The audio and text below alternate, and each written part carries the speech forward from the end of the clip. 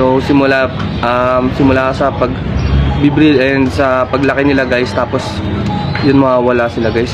So yun. Ngayon ito guys, nahuli natin itong young bird na to. Hindi na kasi siya guys maalis eh. So nung last kasi nakita ko sa may taas. Yan, doon sa may taas nung yan, sa may bubong. So yun guys. Eto. Hindi na siya naalis. Kaya so kung pakakawalan naman natin siya mamaya guys, eh may work din tayo guys. Mamaya maano siya ng pusa dito. Katulad nung isang young bird ko na nakain ng pusa nga doon sa may taas ng bubong. Kasi napabayaan kasi may work nga ako, maalis ako. At kung pakakawalan ko naman siya guys, baka mamaya ako saan lang mapunta rin siya guys. Diba? So at least ito, mabibigay ko talaga siya sa may-ari. Sa Dasma lang naman di siya. So dito lang din naman ako sa Dasma guys. So yun guys, PM na lang sa mga guys, sa mga nawawalan dyan, sa mga nawawalan ng young bird dyan guys. BBC Dasma 2025. So yun guys, and I will take this opportunity na rin guys, syempre. Supportaan nyo ang inyong kalapatis na si Pedro Dones Jr., Prince Dones Jr., may YouTube channel, TikTok and IG, FB page. So yun guys, thank you. Sana yun, kamusta nga pala sa laging dyan, gulong dyan, katulad ko. So yun guys, wag lang din tayo sumuko at tuloy lang din natin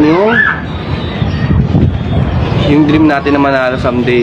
So hindi naman palaging gulong lang tayo guys. Ito siya guys.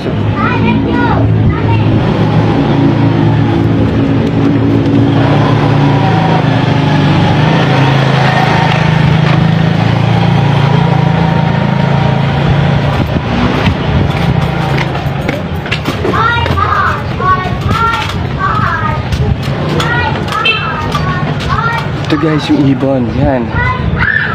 So yun lang mga kalabatis. And good luck sa ating mga race na darating guys. Bye! Shoutout nga pala sa BBC Dasma. Yan. Sa lahat ng mga sumusuporta dyan guys sa aking channel. Thank you and God bless. Bye bye.